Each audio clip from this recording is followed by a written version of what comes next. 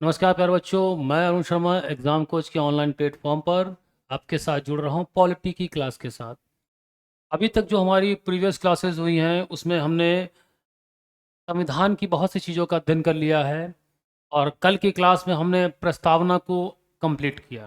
प्रस्तावना हमने 2 क्लास में ख़त्म किया। दोनों क्लासों में प्रस्तावना को विस्तारपूर्वक करने के बाद हमने उसके प्रश्नों का भी बताया है कि कहाँ से किस प्रकार के प्रश्न बनते हैं। अब हम आगे की क्लास में, जो आज की हमारी क्लास है, उस क्लास में किस चीज़ का अध्ययन करेंगे, उसकी क्या पढ़ेंगे। देखिए, आज की क्लास में हम पढ़ेंगे भाग 1, संविधान का भाग 1 पढ़ेंगे और उसका नाम है संघ एवं उसका राज्य क्षेत्र। जो भाग 1 है वो है संघ और उसका राज्य क्षेत्र से संबंधित है। संविधान का भाग 1, यूनियन एंड इट्स टेरिटरी। ये कहाँ से कहाँ तक है, तो ये अनुच्छेद अनुच्छेद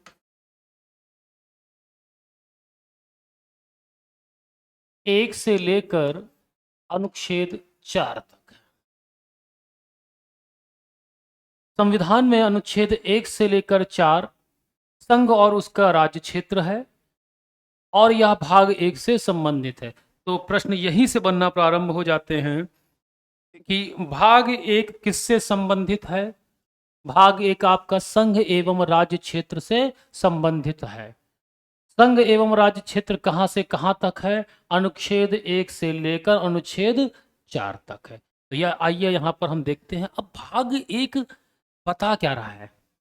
संघ के बारे में बता रहा, द यूनियन, जिसके लिए ये संविधान लिखा गया है उसके बारे में बता रहा है। दूसरा, उसका क्षेत्र कितना है, उसका क्षेत्र कितना है, कितना क्षेत्र है, क्या क्या उस क्षेत्र के अधीन है, कौन कौन सी चीजें उसके अधीन आएंगी, इन सब के बारे में चर्चा की गई है। एक तरह से आप देखें तो जो राज्य की डेफिनेशन का पहला तत्व है निश्चित भूभाग, उसके बारे में यहाँ पर हम चर्चा करेंगे और उसी के बारे में यहाँ पर बताया गया। तो यहाँ पर क्या बताया गया है? पहला अनुच्छेद है, पहला अनुच्छेद है, उन्हीं बारे में हम चर्चा करेंगे।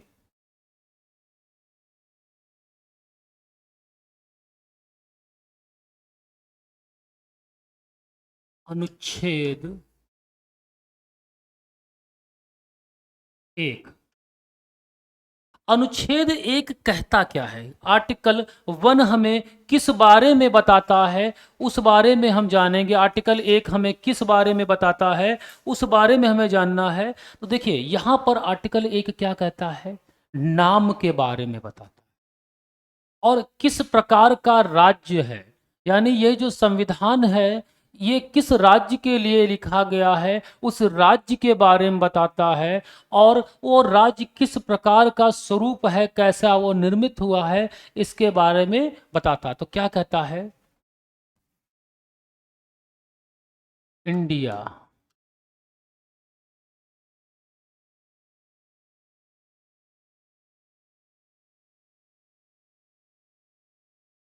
जो कि भारत है। यानी यहाँ पर देखिए दो चीजों को बताया गया, दो नाम बताए गए हैं। एक कि भाई ये जो राज्य है इसके दो नाम हैं, एक है इंडिया और दूसरा है भारत। इंडिया जो कि भारत है, दो नाम, एक इंडिया एक भारत। कैसा है? राज्यों का, राज्यों का संघ है, राज्यों का क्या है? संघ है।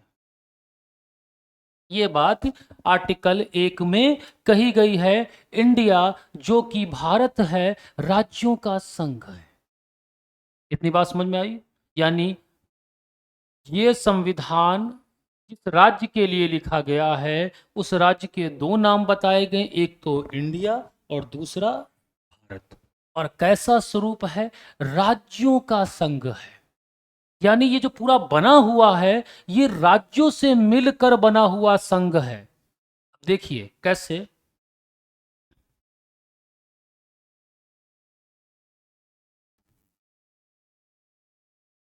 राज्यों का संघ, इस चीज को यहीं पर समझ लेते हैं।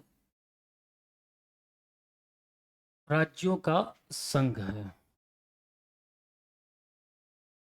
आप एक समझे, संघात्मक व्यवस्था या फेडरल सिस्टम या संघीय व्यवस्था, समझिए इस चीज को। संघीय व्यवस्था या फेडरल सिस्टम, यहां पर होता क्या है, यहां पर जो राज्य हैं, जो राज्य हैं वो मिलकर केंद्र का निर्माण करते हैं। ये सभी राज्य मिलकर केंद्र का निर्माण करते हैं। राज्य मिलकर केंद्र का निर्माण करते हैं।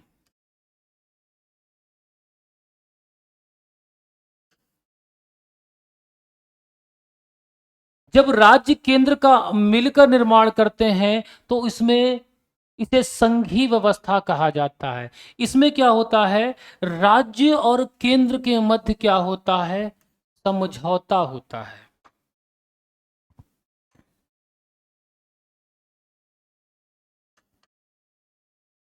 और राज्य जब चाहे केंद्र से विभाजित हो सकते हैं। इसे फेडरल सिस्टम कहा जाता है, जब राज्य मिलकर केंद्र का निर्माण करते हैं। सेम चीज यहां पर है। संघ, हमारे यहाँ संघ है, द यूनियन। इसमें क्या है, पहली बात तो राज्य ने मिलकर केंद्र का निर्माण किया है, मगर केंद्र और राज्य के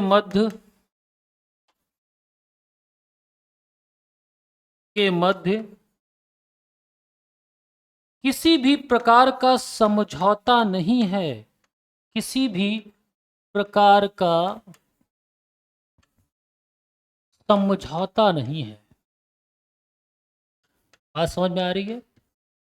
राज्य और केंद्र में किसी भी प्रकार का समझौता नहीं है और राज्य केंद्र से कभी भी विभाजित नहीं हो सकते हैं। इसीलिए भारतीय संविधान में संघ शब्द का प्रयोग किया गया है, यूनियन शब्द का प्रयोग किया गया है। बात समझ में आ रही है कि राज्यों का संघ जो बात कही गई है, इसका मतलब यह है कि जो राज्य मिलकर केंद्र का निर्माण कर रहे हैं उसमें राज्य और केंद्र के मध्य किसी प्रकार का समझौता नहीं है और राज्य कभी भी केंद्र से अलग नहीं हो सकते, उन्हें यह स्वतंत्रता नहीं दी गई है। एकदम क्लियर है, बात समझ में आ रही है यहां पर।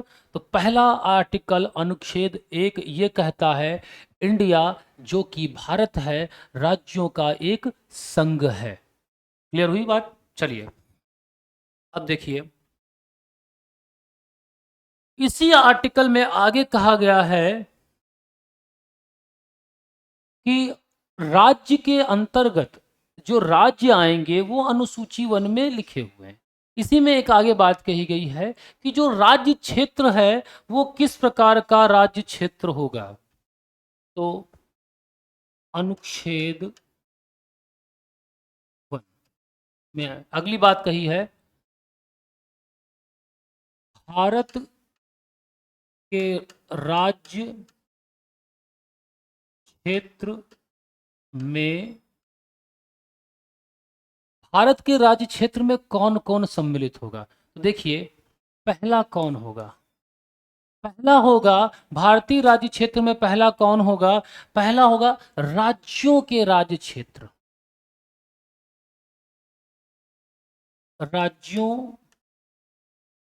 के राज्य क्षेत्र,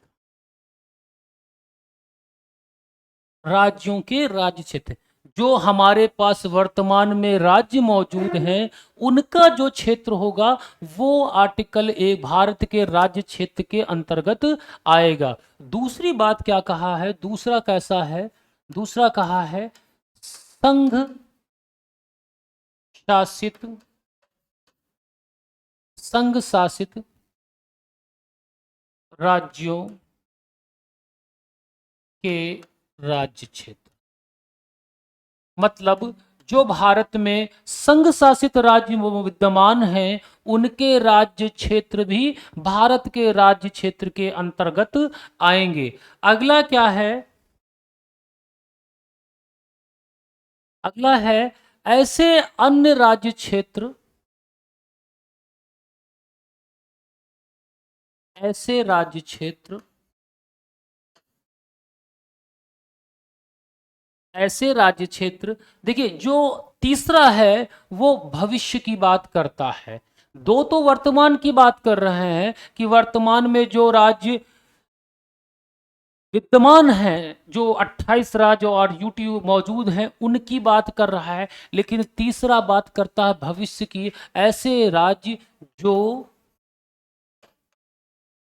अर्जित किए जाएंगे, अर्जित किए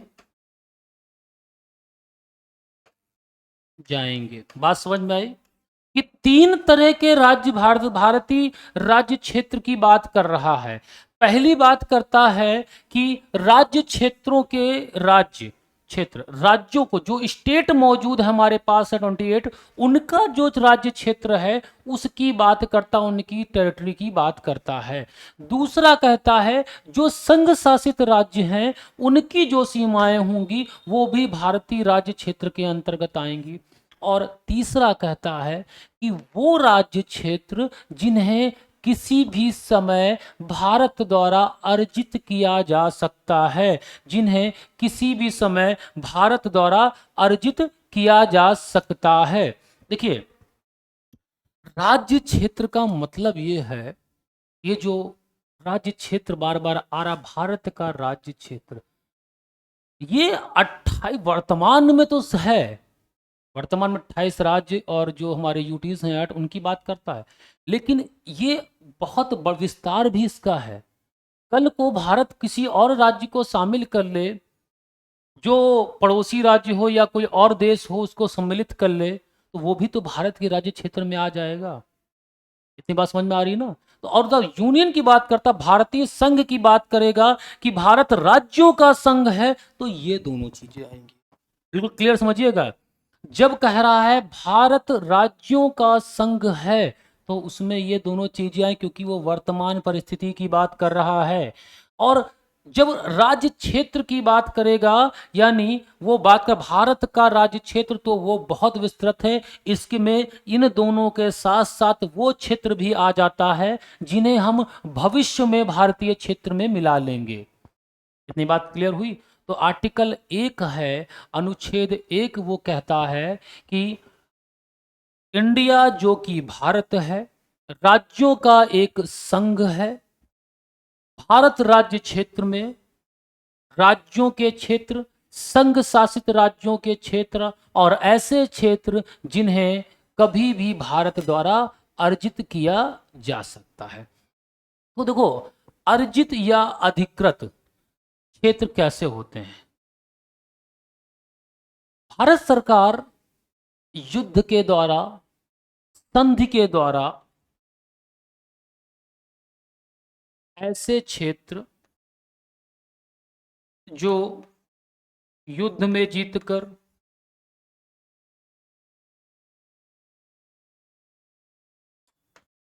संधि के द्वारा, कोई प्रस्ताव है संधि के द्वारा, या उसको हमने लीज पे ले लिया, ये सभी क्षेत्र अर्जित क्षेत्र के दायरे में आते हैं। इतनी बात क्लियर हुई?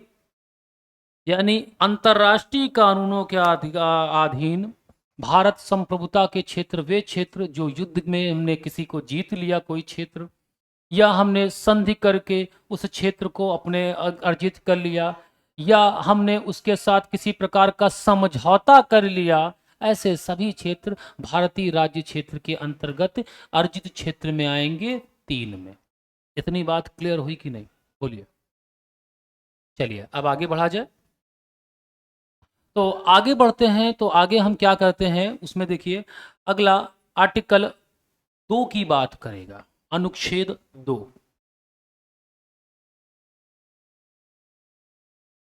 अनुच्छेद 2 की बात करें। अनुच्छेद 2 क्या कहता है? राज्यों का प्रवेश एवं गठन।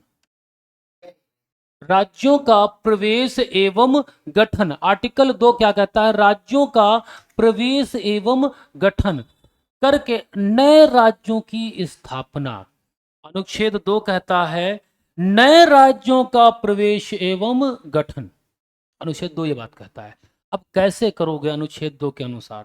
तो ये सबसे पहले ये अधिकार किसका है? देखिए, किसका अधिकार है? संसद को अधिकार है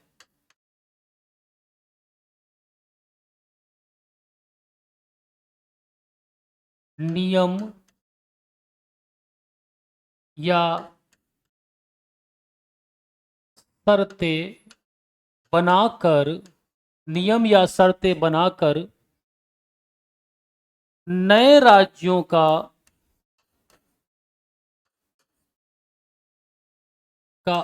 प्रवेश और गठन करे, गठन कर सकती है।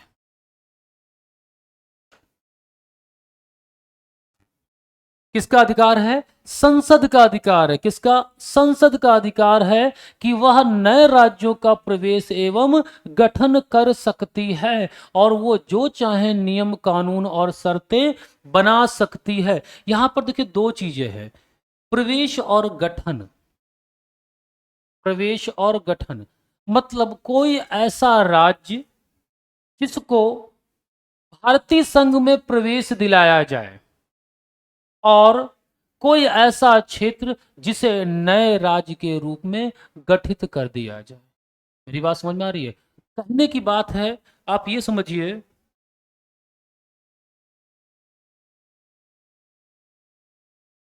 ये भारत है, अभी ये भारत का राज्य क्षेत्र है, भारत का राज्य क्षेत्र है। इसमें 28 राज्य यूटीज हमारी मौजूद हैं जो हमारे पास वर्तमान समय में है।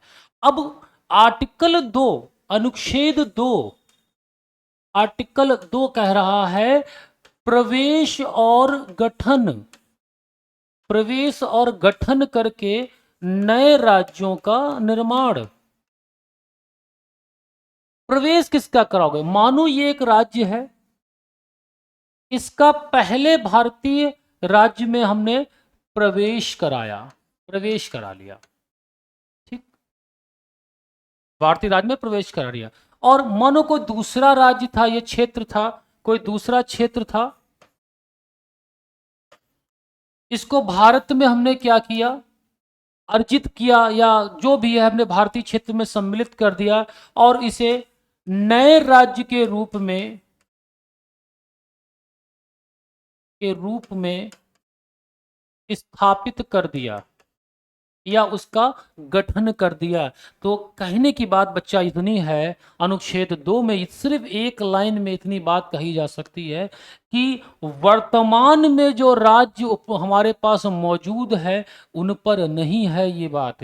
ये बात उन लोगों को, उन राज्यों के लिए है जो वर्तमान में भारतीय संघ का भाग नहीं है। बात समझ में आ रही है? तो आर्टिकल 2 जो है, अनुच्छेद 2 जो है, वो उन राज्यों पे लागू होता है या उस राज्य क्षेत्र पर लागू होता है जो वर्तमान समय में भारत का भाग नहीं है, वर्तमान समय में भारतीय संघ का भाग नहीं है। यानी जो पहली बात हम कह रहे थे भारतीय राज्य क्षेत्र में, जो तीसरी बात हमने कही थी कि अन्य राज्य क्षेत्र जो भारत द्वारा अर्जित किए जाएंगे, भविष्य की बात है, जाएंगे, तो ये 2 पर उन्हीं पर लागू होता है कि वे क्षेत्र जिन्हें भारत सरकार अर्जित करेगी।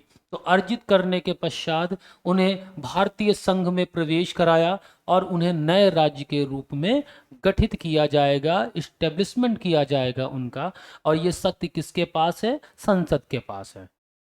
तो इसका जो कंक्लूजन निकलेगा, तो आर्टिकल 2 कहता है संसद को ये अधिकार है, किसको अधिकार है? संसद को ये अधिकार है कि वह जो चाहे नियम और शर्तें बनाए।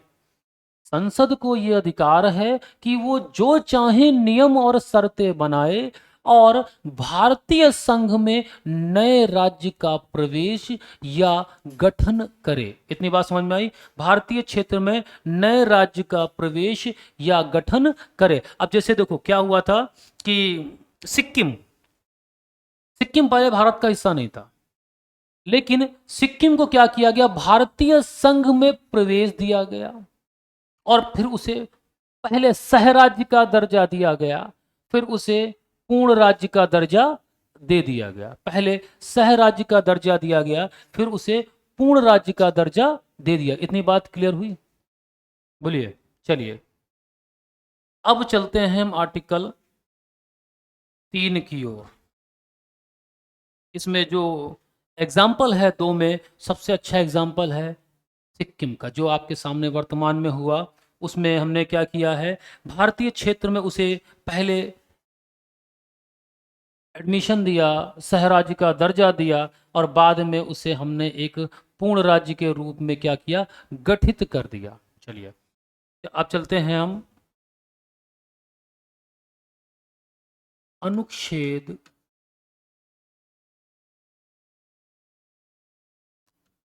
3 की ओर। अनुच्छेद 3 कहता है नए राज्यों का निर्माण, फॉर्मेशन ऑफ न्यू स्टेट, नए राज्यों का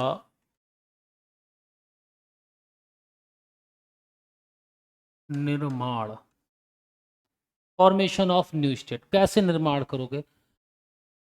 आर्टिकल 3 कहता है संसद को यह अधिकार है। किसको? संसद को। संसद को अधिकार है। क्या अधिकार है भाई उसको? देखिए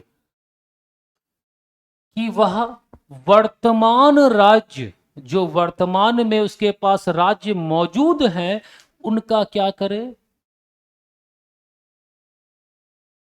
राज्यों के नामों को परिवर्तित कर दे।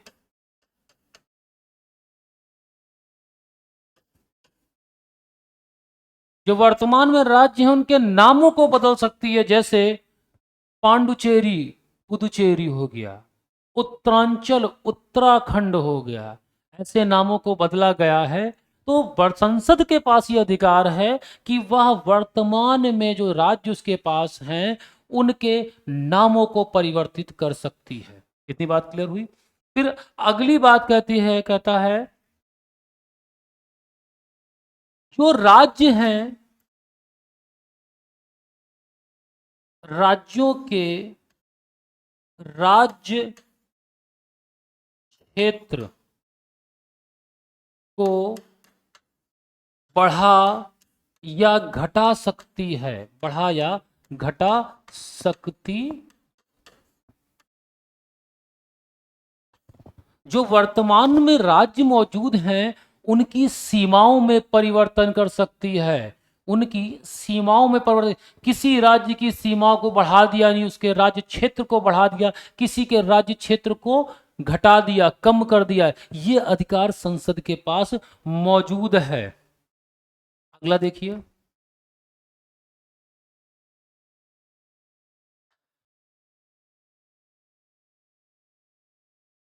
राज्यों को अलग कर कर, अलग करके या दो या दो से अधिक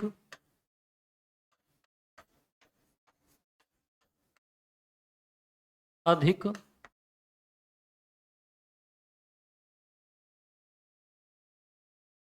राज्यों को संयुक्त करके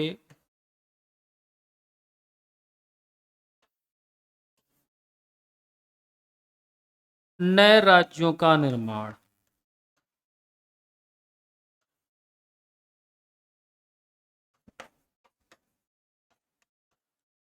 संसद को यह अधिकार दिया गया है कि वह दो या दो से अधिक राज्यों को मिलाकर एक राज्य का निर्माण कर दे। जैसे अभी वर्तमान में हुआ है, आपके यूटी, दादर नगर हवेली, दमन दीव, इनको मिलाकर एक संयुक्त यूटी बनाई गई है, यही तो बात कह रहा है। दूसरा, जम्मू कश्मीर राज्य को विभाजित करके दो यूटी बनाए गए हैं। बात समझ में आ रही ना यहाँ पे? तो अनुच्छेद 3 क्या कहता है? संसद को यह अधिकार है कि वह वर्तमान राज्यों के नाम को परिवर्तित कर दे, उनकी सीमाओं का परिवर्तन कर दे, उनके राज्य क्षेत्र को घटा या बढ़ा सकती है, और उनको विभाजित करके नए राज्य बना दे या उन्हें संयुक्त करके नए राज्य का निर्माण कर दे। ये अनुच्छेद 3 कहता है। ये प्रश्न एग्जाम में आया था कि अनुच्छेद 3 किससे संबंधित है, या प्रश्न को था कि निम्नलिखित में से अनुच्छेद 3 से कौन नहीं संबंधित है, और उसमें चौथा जो ऑप्शन था वो था अनुच्छेद 2 का, प्रवेश और गठन। वो गलत हो गया। बात समझ में आ रही है? तो ध्यान रखिएगा, अनुच्छेद 3 और 2 को संयुक्त करके प्रश्न एग्जाम में पूछे जाते हैं, और इसमें हमेशा कंफ्यूजन रहती है कि दोनों में नए राज्यों की बात कही गई है, कही गई नए राज्यों की बात है, लेकिन अनुच्छेद 2 उन पर लागू होता है जो वर्तमान में भारतीय संघ का भाग नहीं है, और अनुच्छेद 3 उन पे लागू होता है जो वर्तमान में भारतीय संघ का भाग हैं, वर्तमान में अस्तित्व में हैं। जो आर्टिकल 1 में भारतीय राज्य क्षेत्र की में 3 चीजें कही गई हैं, तो पहली और दूसरी पर आर्टिकल 3 लागू होगा और तीसरी पर आर्टिकल 2 लागू होगा।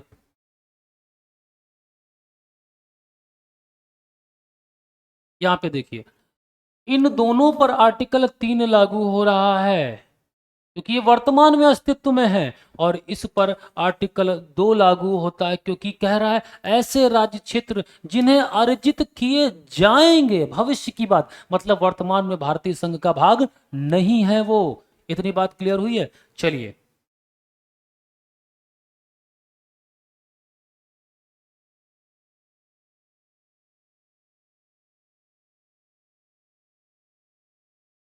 अब आगे देखिए। अब अनुच्छेद 3 के अंतर्गत ही बात कही गई, क्या कही गई है?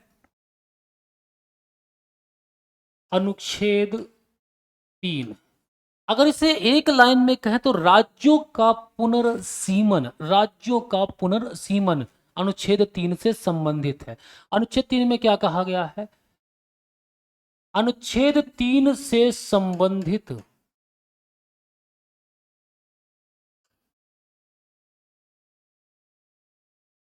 जो विधेयक है, विधेयक राष्ट्रपति की पूर्व अनुमति,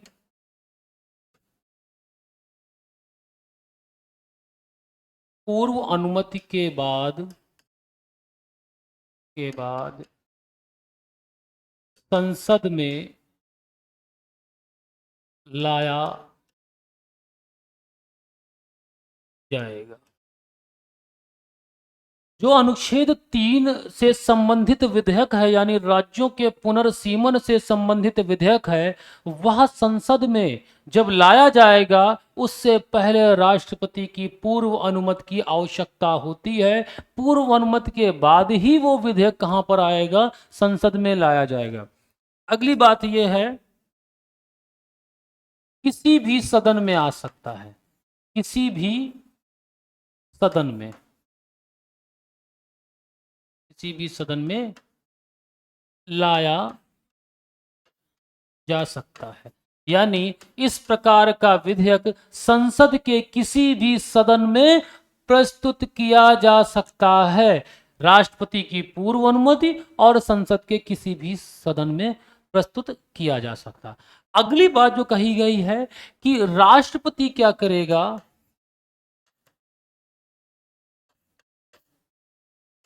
इस प्रकार के विधेयक को राष्ट्रपति, इस प्रकार के विधेयक को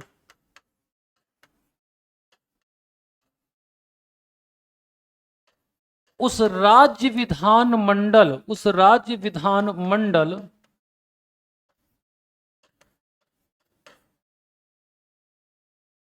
के विचार के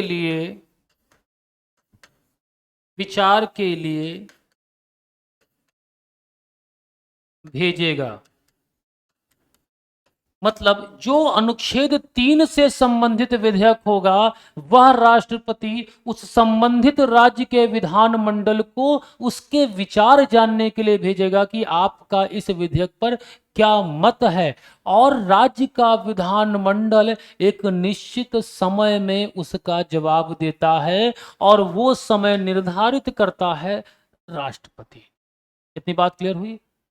लेकिन राज्य विधानमंडल द्वारा दिया गया विचार मानने के लिए संसद और राष्ट्रपति बाध्य नहीं है। तो यहां 3-4 बातें आई हैं। क्या 3-4 बातें आई हैं? आर्टिकल 3 में से संबंधित जो विधेयक है, यानी राज्यों के पुनर्सीमन से संबंधित विधेयक जो है, उस विधेयक में कहने की बात है राज्यों के निर्माण से संबंधित जो विधेयक है, उस विधेयक को संसद में बिना राष्ट्रपति की पूर्व अनुमति के नहीं लाया जा सकता। बिना राष्ट्रपति के पूर्व अनुमति के लिए नहीं लाया जा सकता। और इस प्रकार का विधेयक संसद के किसी भी सदन में लाया जाएगा, चाहे वो लोकसभा हो चाहे वो राज्यसभा हो।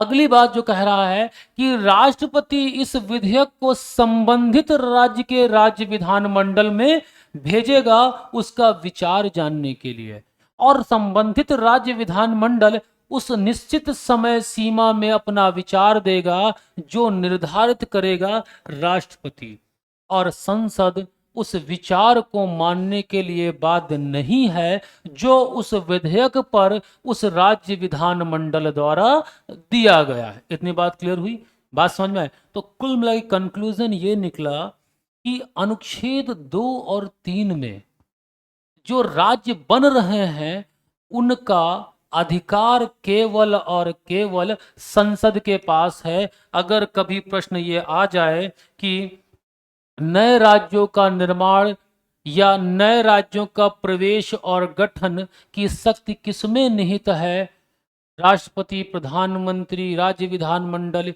या संसद, तो आप ध्यान रखिएगा ये शक्ति केवल संसद के पास है, संसद में निहित है। ये प्रश्न एग्जाम में बनता है तो इस प्रश्न पर आप ध्यान रखिएगा।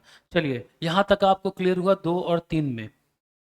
अब हम आगे बढ़ते हैं। जैसे हमने इसमें एग्जाम्पल दिया, 3 के अंतर्गत आपके सामने ही मौजूद हैं कितने राज्य 3 के अंतर्गत बने हैं। हमारे उत्तर प्रदेश से, बिहार से, मध्य प्रदेश से, हरियाणा, पंजाब, राज्यों का पुनर्सीमन जब हुआ तो बहुत से राज्य बने। वर्तमान की बात कर लो तो जम्मू कश्मीर को डिवाइड करके लद्दाख और जम्मू का और कश्मीर यूटी बना दिया गया। दमन दीव गोवा, दमन दीव दादर नगर हवेली को मर्ज करके एक राज्य बना दिया गया। उत्तर प्रदेश से उत्तराखंड अलग कर दिया गया, झारखंड और छत्तीसगढ़, इन सब चीज़ों, ये तो आप लोग हम लोग के सामने ही हुए हैं, जब हम लोग के सामने हुए, बाकी तो आज़ादी के बाद भी हुए हैं। तो अनुच्छेद 3 ये बात कहता है, बिल्कुल क्लियर रखिए, वर्तमान राज्यों पे लागू होगा जो भारतीय क्षेत्र के में मौजूद हैं, और अनुच्छेद 2 उन पे लागू होगा जो भविष्य में भारत द्वारा अर्जित करके किसी भी प्रकार से संधि समझौता या कब्जा करके उसे भारतीय संघ में सम्मिलित किया जाएगा। इतनी बात क्लियर हुई? चलिए, अब हम आगे बढ़ते हैं। आगे क्या है? आगे है अनुच्छेद 4। अनुच्छेद 4 क्या कहता है?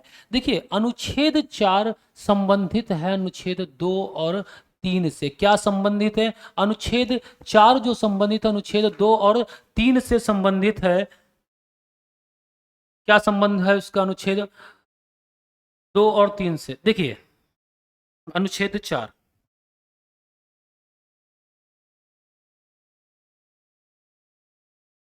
अनुच्छेद 4 कहता है कि अनुच्छेद 2 राज्यों का प्रवेश एवं गठन अनुच्छेद 3 नए राज्यों का निर्माण। दो बात। अनुच्छेद 2 और 3। अनुच्छेद 2 कहता है राज्यों का प्रवेश और गठन, और अनुच्छेद 3 कहता है राज्यों का, नए राज्यों का निर्माण। अनुच्छेद 4 के अनुसार इन दोनों में, इन दोनों के अंतर्गत जो नए राज्य बनेंगे उसका प्रभाव किस पे पड़ेगा? उसका प्रभाव पड़ेगा संविधान की अनुसूची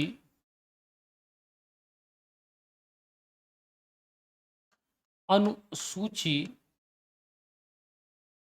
1 और अनुसूची 4, और इसे अनुच्छेद 368 के अंतर्गत, जो संविधान संशोधन का अनुच्छेद है 368 के अंतर्गत नहीं माना जाएगा, अंतर्गत नहीं माना जाएगा।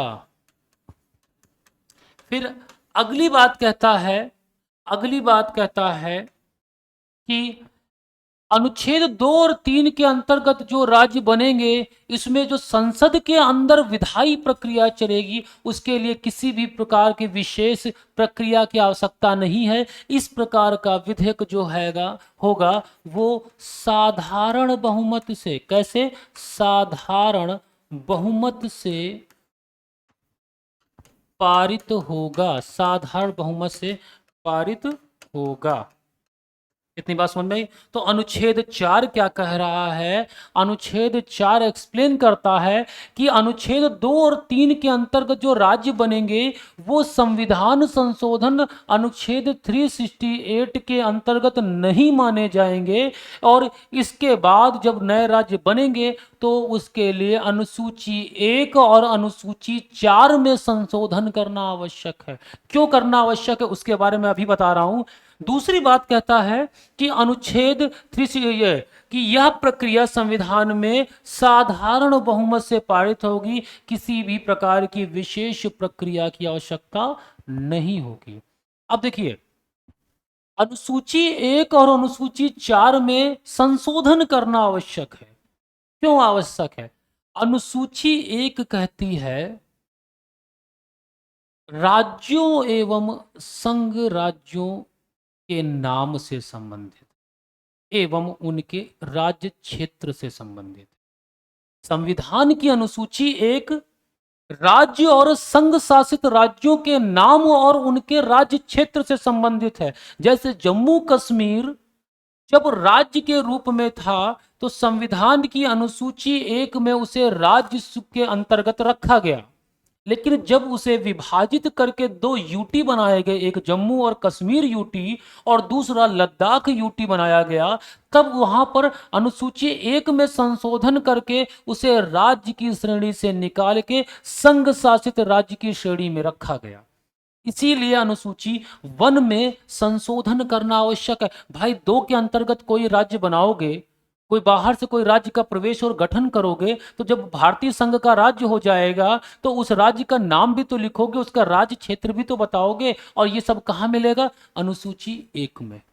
बात समझ में आ रही है? या 3 के अंतर्गत कोई राज्य डिवाइड करोगे या उसके राज्य क्षेत्र को परिवर्तित करोगे या उसके नाम को परिवर्तित करोगे, तब भी तो संविधान की अनुसूची 1 में बताना पड़ेगा ना कि ये राज्य का नाम परिवर्तित हो गया, या इस राज्य को विभाजित करके हमने ये राज्य बना दिए, या इस राज्य का राज्य क्षेत्र जो है वो परिवर्तित कर दिया, या इसकी सीमाओं को परिवर्तित करें। ये सब आपको मिलेगा अनुसूची 1 में। इसीलिए अनुच्छेद 2 और 3 के में अंतर्गत जब भी राज्य बनेगा तो अनुसूची 1 में संशोधन करना आवश्यक है। अब अनुसूची 4 क्या है? अनुसूची 4 में यह बात कही गई है राज्यसभा में सीटों का आवंटन। जो राज्यसभा है उसमें सीटें जो बढ़ती हैं राज्यों के लिए, उसमें उन सीटों का बंटवारा, अब नए राज्य बन रहे हैं तो उनकी सीटों का भी तो कुछ प्रभाव पड़ेगा, इसीलिए अनुसूची 1 और 4 में संशोधन करना आवश्यक है। प्रश्न बना है एग्जाम में, ये प्रश्न बना है कि अनुच्छेद 2 और 3 के अंतर्गत बने राज्यों के बनने के बाद संविधान की किस अनुसूची में संशोधन करना आवश्यक है? तो संशोधन करना आवश्यक किसमें है? अनुसूची 1 में। चलिए, तो अनुच्छेद 1 से लेकर 4 तक यहां पर हो गया। अब आगे राज्यों का पुनर्गठन है, लेकिन उससे पहले हम आपको एक चीज बताना चाहेंगे कि संसद को ये अधिकार तो दिया गया कि वो अनुच्छेद 2 और 3 के अंतर्गत नए राज्यों का निर्माण कर दे, प्रवेश कर ले, या किसी राज्य पर, किसी राज्य क्षेत्र पर अधिकार कर ले। लेकिन ये विवाद उठा, क्या संसद को ये अधिकार है कि वो भारतीय राज्य क्षेत्र पर, कोई किसी भारतीय राज्य क्षेत्र पर अपना अधिकार छोड़ सकती है? क्या संसद किसी भारतीय क्षेत्र पर अपना अधिकार छोड़ सकती है? जब ये विवाद उठा और ये माननीय न्यायालय के पास गया तो न्यायालय ने कहा नहीं, भारतीय राज्य क्षेत्र पर अधिकार छोड़ने का अधिकार संसद को नहीं है। अगर ऐसा करना पड़े, कोई राज्य क्षेत्र पर अपना अधिकार छोड़ना पड़े या किसी को सौंपना पड़े, तो इसके लिए संसद को संविधान संशोधन करना आवश्यक है। देखिए बात यहां पे क्या हो रही है, बात यह है कि जब आप सम्मिलित कर रहे हो या बना रहे हो, तब उस पर आपको संविधान संशोधन की आवश्यकता नहीं है, आर्टिकल 368 के अंतर्गत उसकी आवश्यकता नहीं है। लेकिन जब अपने क्षेत्र पर आप अधिकार छोड़ रहे हो तो उस पर संविधान संशोधन करने की आवश्यकता है। वो अनुच्छेद 368 के अंतर्गत क्या होगा, वो समझा जाएगा, उसे लागू किया जाएगा। देखिए ये विवाद उठा कहां से,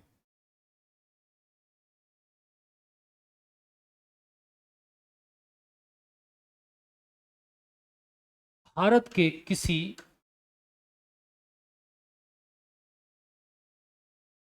राज्य क्षेत्र पर अपना अधिकार छोड़ना।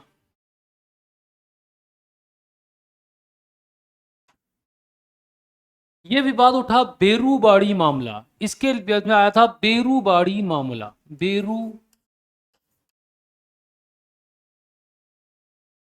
मामला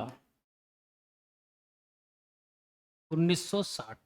देखिए पश्चिम बंगाल के पास में, जलपाईगुड़ी जिले के पास में एक क्षेत्र था बेरूबाड़ी, उस क्षेत्र पर अधिकार छोड़ने की बात हुई कि वो उसे पाकिस्तान को दे दिया जाए, पूर्वी पाकिस्तान को सौंप दिया जाए। तब ये मामला जब संसद के पास आया और उसके बाद जब ये माननीय न्यायालय के पास पहुंचा, तो न्यायालय ने साफ साफ कहा कि भारत किसी राज्य क्षेत्र पर अपना अधिकार नहीं छोड़ सकता। यदि ऐसा करना पड़े, यदि ऐसा करना पड़े तो संविधान संशोधन अनुच्छेद 368 के अंतर्गत करना आवश्यक है। बात समझ में आई कि अगर आप जब अर्जित कर रहे हो, आप मिला रहे हो, तो आपको संविधान संशोधन की करने की आवश्यकता नहीं है। लेकिन जब आप किसी क्षेत्र पर अपना अधिकार छोड़ रहे हो तो उसके लिए आपको अनुच्छेद 368 के अंतर्गत संविधान संशोधन करना पड़ेगा, संविधान संशोधन करना पड़ेगा। और ये न्यायिक वाद हुआ बेरूबाड़ी मामला 1960 में, इसमें न्यायालय ने ये निर्णय अपना दिया। और इसके बाद यहाँ पर किया गया नौवां संविधान संशोधन, नौवां संविधान संशोधन, जिसके बाद बेरूबाड़ी क्षेत्र को सौंपा गया, जिसके बाद बेरूबाड़ी क्षेत्र को पाकिस्तान को सौंप दिया गया। और वर्तमान समय में जब भारत सरकार ने अपने कुछ गांवों को, कुछ अधिकार क्षेत्र को जब बांग्लादेश को सौंपा, तो उसके लिए उसे 100वां संविधान संशोधन 100 संविधान संशोधन 2015 100 संविधान संशोधन 2015 करना पड़ा, और ये 1960 में करना पड़ा। तो बात यहाँ पर एकदम क्लियर है कि कोई भी अधिकार क्षेत्र आपको अगर छोड़ना है तो उसके लिए आपको संविधान संशोधन करना पड़ेगा। पहला हुआ 9वां संविधान संशोधन 1960 में, जिसे हमने बेरूबाड़ी क्षेत्र पाकिस्तान को सौंपा, और 100वां संविधान संशोधन 2015 में हुआ, जिसमें से हमने कुछ क्षेत्र को बांग्लादेश को दिया और बदले में हमने कुछ क्षेत्र लिया भी है, लेकिन लेने वाले क्षेत्र के लिए हमने कोई नहीं किया है, लेकिन जो हम क्षेत्र छोड़ रहे थे उस क्षेत्र के लिए हमने 100वां संविधान संशोधन किया है। तो ये बात क्लियर हुई कि अगर आप किसी अधिकार का अपने क्षेत्र पर अधिकार छोड़ते हैं तो उसके लिए आपको क्या करना पड़ेगा, संविधान संशोधन करना पड़ेगा। लेकिन अगर आप कोई क्षेत्र लेते हैं तो उसके लिए संविधान संशोधन नहीं करना पड़ेगा। तो हमने भाग 1 में अनुच्छेद 1 से लेकर 4 तक की यहाँ पर चर्चा की। अनुच्छेद 1 के बारे में बताया कि भारत का नाम इंडिया, जो कि भारत है, राज्यों का संघ है। उसमें 3 प्रकार के राज्य क्षेत्र हैं। पहला राज्यों के क्षेत्र, दूसरा संघ शासित राज्यों के क्षेत्र, तीसरा वे क्षेत्र जिन्हें भविष्य में अर्जित किया जा सकता है। आर्टिकल 2 कह रहा है कि नए राज्यों का प्रवेश और गठन का अधिकार संसद को है। ये उन पे लागू होता है जो वर्तमान में भारतीय राज्य का भाग नहीं है, भारतीय संघ का भाग नहीं है। आर्टिकल 3 अनुच्छेद 3 कहता है कि संसद को ये अधिकार है कि वह वर्तमान राज्यों की सीमाओं में परिवर्तन, उनके राज्य क्षेत्र में परिवर्तन, उनके नामों में परिवर्तन, उनको विभाजित करके नए राज्यों का निर्माण या उनको संयुक्त करके नए राज्यों का निर्माण कर सकती है। और इस प्रकार का विधेयक संसद में लाने से पहले राष्ट्रपति की अनुमति लेनी पड़ेगी, और ये संसद के किसी भी सदन में आ सकता है। इससे संबंधित विधेयक को राष्ट्रपति राज्य विधान मंडल की विचार जानने के लिए भेजेगा, परंतु वो मानने के लिए बाध्य नहीं है। और अनुच्छेद 4 ये कहता है कि 2 और 3 के अंतर्गत जब भी नए राज्य का निर्माण होगा तो उसके बाद अनुसूची 1 और 4 में संशोधन करना आवश्यक है, परंतु यह संविधान संशोधन अनुच्छेद 368 के अंतर्गत नहीं माना जाएगा। फिर अगला हमारा जो हमने अंतिम टॉपिक अपना देखा, इसमें क्या किसी राज्य क्षेत्र पर भारत अपना अधिकार छोड़ सकता है? तो बिल्कुल छोड़ सकता है। यदि ऐसा करना आवश्यक है, बहुत आवश्यक है, तो उसके लिए अनुच्छेद 368 के अंतर्गत संविधान संशोधन करना पड़ेगा। जैसे हमने बेरूबाड़ी मामला 1960 में 9वां संविधान संशोधन करके पाकिस्तान को बेरूबाड़ी क्षेत्र सौंप दिया, और अगला हमने 100वां संविधान संशोधन 2015 में करके बांग्लादेश के साथ कुछ अपने भूमि का आदान प्रदान किया है। तो यहीं तक हमारा ये टॉपिक था, और कल की क्लास में हम पढ़ेंगे, जो हमारी अगली क्लास है उसमें हम पढ़ेंगे भाग 1 में कुछ चीज़ें एडिशनल हैं जो बाकी जहाँ से प्रश्न बनते हैं। राज्यों का पुनर्गठन, कि कैसे भारत के ये राज्य अस्तित्व में आए, इनके लिए कौन कौन से आयोग बने, पहला कौन सा राज्य बना, इन सब चीज़ों के बारे में कल हम पढ़ेंगे। देश से रियासतों का एकीकरण भी उसी में एक टॉपिक पढ़ेंगे। मिलते हैं अगली क्लास में। धन्यवाद।